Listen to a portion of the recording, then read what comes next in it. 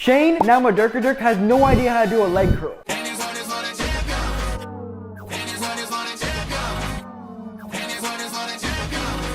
There's no proper way to do a leg curl because it's a stupid exercise. Not only are you training in the position you go to sleep in, but you train the hamstrings in a way that's not functional at all. The hamstrings are meant to work together with the glutes as they're both hip extensors. The leg curl doesn't allow the hamstrings and glutes to learn how to work together. The best way to train the hamstrings is in a functional way where it learns how to work with the glutes, like in a deadlift, squat, RDL, or hip thrust. Colby Simon is officially the stupidest bodybuilder. Alright, rating UFC champion, Lanoy Edwards physique. Bro has a tiny waist, good abs. He's looking quite dapper here. First of all, Colby gets his name wrong, and getting people's names wrong is extremely disrespectful. The waist is just really small. Honestly, he could do pretty well in bodybuilding. He has a sick fucking physique. Yeah, so for Lanoy, I'm gonna give him a 4 out of 10. He then raves about his tiny waist, then scores him as a 4 out of 10. Imagine scoring the most aesthetic physique in the solar system a 4 out of 10. I don't know how that makes sense, you know? Colby's just confirming the stupid bodybuilder stereotype. Leon Edwards has the best physique according to science. His combination of a tiny waist, broad shoulders, a big back, and great chest insertions gives him the perfect athletic physique. Colin McGregor and Charles from the Bronx are the best lightweights in UFC history, and one of their best attributes are their cross. In order to throw faster, harder crosses, you need to do a sport-specific upper body plyometry, which can be done using a medicine ball. For this exercise, focus on replicating a cross and do each rep with maximal speed. Raymond Sterling is the thickest soccer player.